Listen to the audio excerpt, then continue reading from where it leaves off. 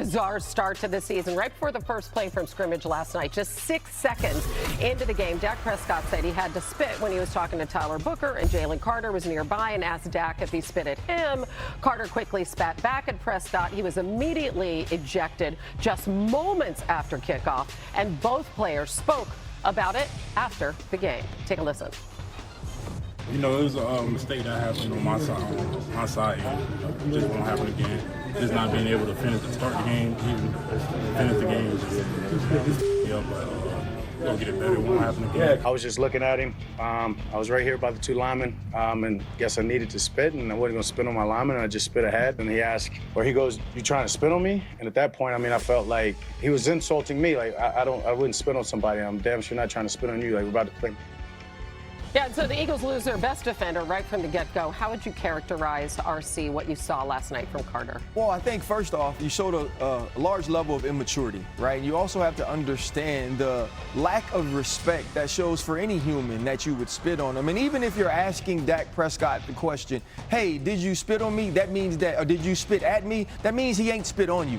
And you obviously know that that is something that you can't retaliate against. And so now when Jalen Carter spits on Dak Prescott, he shows a level of disrespect that gets him kicked out of a game, a level of disrespect for the game that may have him taken off the field next week as well, but you let your entire team down. When we watch the time Dak Prescott had in the pocket, when you look at the way they were able to run the ball in between the tackles, it was because Jalen Carter made a decision that took him away from his team. So it was a show of lack of respect for Dak himself and the game of football.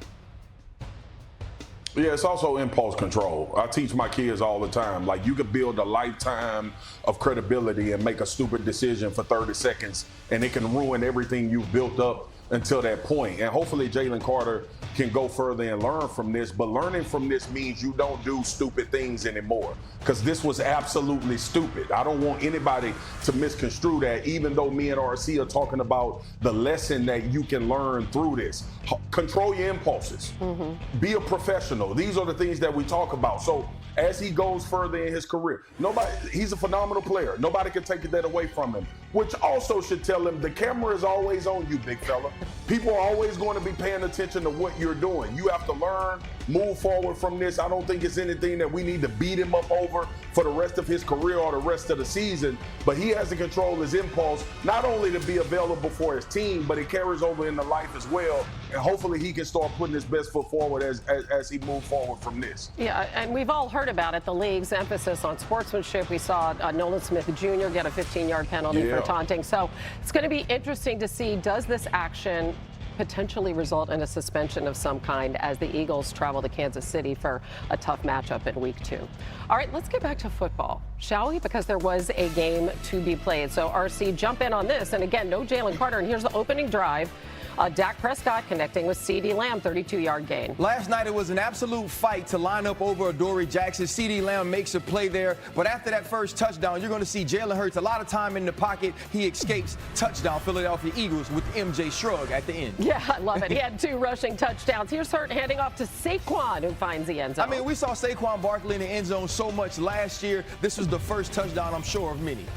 Miles Sanders, this was just a case of them hurting themselves. He fumbles it. Quinyon Mitchell would scoop it up for the Eagles. What leads to this, though, is a Zach Bond hustle play, and then there's a penalty in the end zone on a Jake Ferguson drop. Now you make this play, and this is a Ben Roethlisberger Indianapolis tackle of Dak Prescott before we saw the celebration of the tush push by the defense. Yeah, lightning delays then for an hour and a half. Kudos, by the way, to the NBC crew for filling all that time.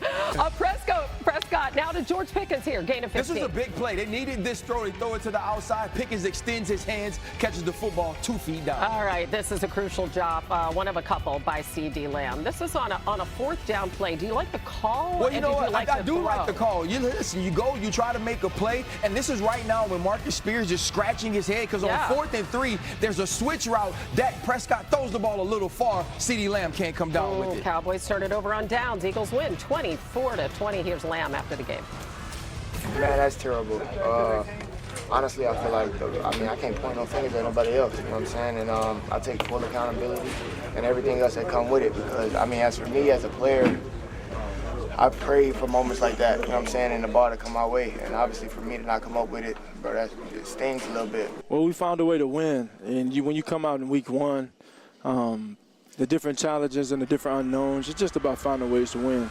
And I'm happy our team was able to do that. But, we just have to keep that hunger, keep that discipline within ourselves, and continue to play together and find ways to win. Here's the thing about Jalen Hurts. He really didn't take too many risks yesterday. Completed 83% of his passes, second best in his career. Just one of them traveled more than 15 yards downfield. That was a 51-yard completion to Jahan Dotson. I mentioned the 2 rushing touchdowns on the tush push. He has 88 in the last 4 seasons, 38 more than the next closest player, which is, as you might guess, Josh Allen. Swagoo, Hurts really took what the defense gave him yesterday, used his legs for the win. How did facing a defense without Micah Parsons factor into that game?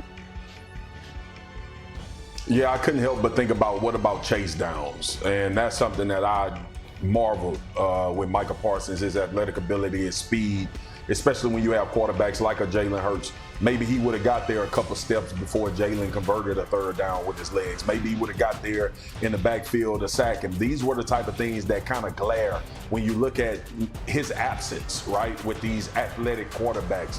And you think about this pass rush for the Dallas Cowboys. They had some success, but a lot of football now, and RC knows this as well, is your ability to convert and chase. And I'm going to bring that up all season long. You think about the Myles Garrett. You think about Micah Parsons now in Green Bay. You think about these elite rushers with the speed and the ability to even corral quarterbacks when they do break outside the pocket. That was the thing that was missing from this defense last night, is having that one guy that can get on his horse and chase down a quarterback like Jalen Hurts and negate a third down conversion, which ended up playing a huge factor in this football game, especially with his legs. Let's talk about what was missing from the defense on the other side. Obviously, Jalen Carter is an incredibly unique player, right? I mean, his loss loomed large, but you mentioned over the highlight, they just kept targeting Adoree Jackson over and over.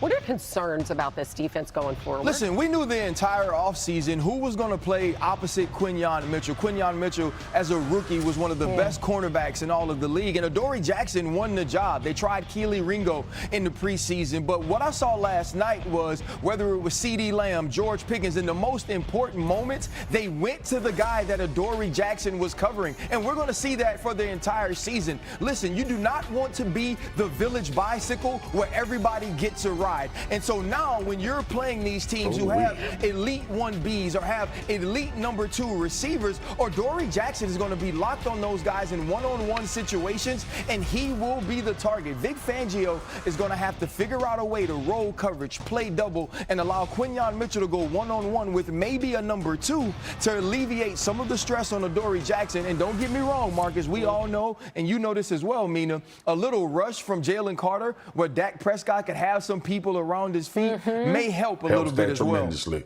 Man, I just keep going back to the village bicycle and an image of Marcus and Mina on a bicycle. One of my favorite. At Disney.